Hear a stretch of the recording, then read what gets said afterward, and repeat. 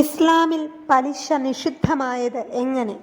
പലിശയെക്കുറിച്ച് ക്രിസ്തുമതവും ജൂതമതവും എന്താണ് പറയുന്നത്? എന്തുകൊണ്ടാണ് മുസ്ലിങ്ങൾ ബാങ്കുകളിൽ നിന്ന് വായ്പ എടുക്കാത്തത്? അതിനാൽ ഒരു ലളിതമായ ഉത്തരം ഇതാണ്: ഒരു മുസ്ലിം പലിശ വാങ്ങാനോ പലിശ കൊടുക്കാനോ അനുവാദമില്ല. എന്നാൽ ഇത് മറ്റുള്ളവർക്കും ബാധകമാണ്. പ്രത്യേകിച്ച് ഹിന്ദുക്കൾക്കും ക്രിസ്ത്യാനികൾക്കും പണത്തിൽ നിന്നുള്ള പലിശ കൈകാര്യം ചെയ്യുന്നത് അവരുടെ പുസ്തകങ്ങൾ നിരോധിച്ചിരിക്കുന്നു. ഈ നിരോധനം അവരുടെ അതാത് ഗ്രന്ഥങ്ങളിൽ ഇനി പറയുന്ന രീതിയിൽ പരാമർശിക്കാം. ഹിന്ദുമതം മനുസ്മൃതി 11:62 ഒരു സ്ത്രീയെ അശുദ്ധമാക്കൽ, പലിശ, നേർച്ച ലംഘിക്കൽ, ഒരാളുടെ ഭാര്യ അല്ലെങ്കിൽ കുട്ടി വിൽക്കൽ. മനുസ്മൃതി 8:152 നിയമപരമായി നിരക്കിനപ്പുറമുള്ള നിശ്ചിത പലിശ നിയമത്തിനെതിരായതിനാൽ വീണ്ടെടുക്കാൻ കഴിയില്ല, അവർ അതിനെ പലിശ എന്ന് വിളിക്കുന്നു. കടം കൊടുക്കുന്നയാൾ ഒരു സാഹചര്യത്തിലും 100-ൽ 5 അതിൽ കൂടുതൽ അർഹതയില്ല.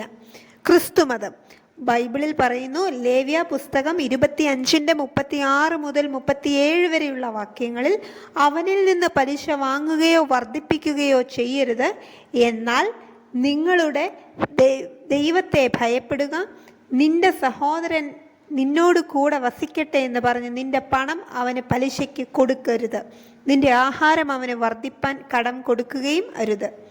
വീണ്ടും എഹെസ്കേൽ 18:8 പലിശയ്ക്ക് കൊടുക്കാതെയും വർദ്ധിപ്പിക്കാതെയുമുള്ളവൻ അകൃത്യത്തിൽ നിന്ന് കൈ പിൻവലിച്ചവൻ, മനുഷ്യനുമിടയിൽ യഥാർത്ഥ ന്യായവിധി നടത്തുന്നു. വീണ്ടും സങ്കീർത്തനം 15:5 പണം മുടക്കാത്തവൻ നിരപരാധിക്കെതിരെ പലിശ വാങ്ങുകയോ പ്രതിഫലം വാങ്ങുകയോ ചെയ്യുന്നില്ല. കഴിഞ്ഞ ദിവസം ഒരു മുസ്ലിം സഹോദരൻ ഒരു സോഷ്യൽ മീഡിയ പ്ലാറ്റ്ഫോമിൽ ഇങ്ങനെ പറയുകയുണ്ടായി: ഞാൻ ലോൺ എടുത്ത് വീട് വെച്ചുവെന്നും അതുകൊണ്ട് തന്നെ ഇന്നെനിക്ക് യാതൊരു ബുദ്ധിമുട്ടുമില്ലാതെ സന്തോഷവാനായി സ്വന്തം വീട്ടിൽ കിടക്കാൻ സാധിക്കുന്നുവെന്നും ഒക്കെ അദ്ദേഹം പങ്കുവെച്ച അനുഭവത്തിൽ പറയുന്നു. എന്നാൽ അദ്ദേഹത്തിൻ്റെ കമൻറ്റിന് റിപ്ലൈ ആയി മറ്റൊരു ഇസ്ലാമിക സഹോദരൻ പറഞ്ഞു: പലിശ മഹാപാപമാണെന്ന് നിങ്ങൾക്കറിയില്ലേ? നിങ്ങൾക്ക് സ്വന്തമായി വീടെടുക്കാൻ ആവതുള്ള കാലത്തോളം വാടക വീടായിരുന്നു ഖൈർ. ഇതിൽ നിന്നും നിങ്ങൾക്കെന്ത് മനസ്സിലായി? വാടക വീട്ടിൽ കിടക്കുന്നതാണോ സ്വന്തമായി ഒരു കൂര തല്ലിക്കൂട്ടുന്നതാണോ നല്ലത്? പലിശ എടുത്തതാണോ പ്രശ്നം? വീടുണ്ടായതാണോ ഇവിടെ പ്രശ്നം? എന്നാൽ ഈ ചോദ്യത്തിന് കൃത്യമായും വ്യക്തമായും ആ സഹോദരൻ മറുപടി നൽകുകയുമുണ്ടായി. അദ്ദേഹം ഇങ്ങനെ പറയുന്നു: ഒരു കച്ചവടം ഹലാലാകുന്നത് അതിൽ മുതൽ മുടക്കുമ്പോഴും അതിനുവേണ്ടി അധ്വാനിക്കുമ്പോഴും അതിൽ നിന്നുള്ള ലാഭം മറ്റൊരാളെ പറ്റിക്കാതെ എടുക്കുമ്പോഴുമാണെന്നാണ് താൻ വിശ്വസിക്കുന്നതെന്ന്. നബിയുടെ കാലത്ത് ബാങ്കിങ് സംവിധാനം ഉണ്ടായിരുന്നില്ല. അതുകൊണ്ട് തന്നെ അന്ന് പലിശ കൊടുക്കുന്നതും വാങ്ങുന്നതും ഇന്നത്തെ ബ്ലേഡ് സിസ്റ്റം പോലെയാണെന്നും, അതായത് മുതൽ മുടക്കുന്നയാൾ യാതൊരു അധ്വാനവും കൂടാതെ വാങ്ങുന്ന ആളിനോട് പലിശ ഇനത്തിൽ വാങ്ങുമ്പോൾ കൊടുക്കുന്നയാൾ അത് തിരിച്ചു കൊടുക്കാൻ അനുഭവിക്കുന്ന പ്രയാസം കൊണ്ടാണ് വാങ്ങുന്നതും കൊടുക്കുന്നതും ഹറാമാക്കിയതെന്ന് അദ്ദേഹം കൃത്യമായും വ്യക്തമായും സൂചിപ്പിക്കുന്നുണ്ട്.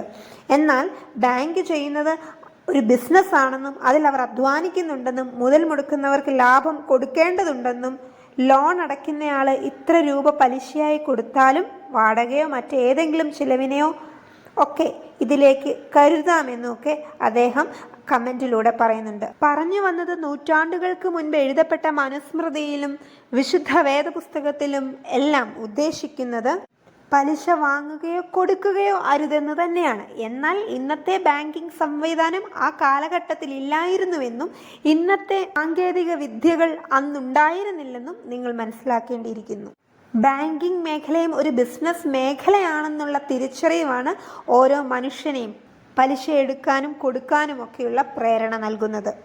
ബാങ്കിങ് സംവിധാനങ്ങളൊക്കെ മനുഷ്യൻ്റെ ആവശ്യത്തിനു വേണ്ടിയുള്ളതാണെന്നും അതിൻ്റെ ആവശ്യകത മനസ്സിലാക്കി വേണ്ടവിധം പ്രയോജനപ്പെടുത്താൻ സാധിക്കണമെന്നുമാണ് ഈ ഒരു ആധുനിക യുഗത്തിൽ നിൽക്കുമ്പോൾ പറയാൻ സാധിക്കുന്നത്.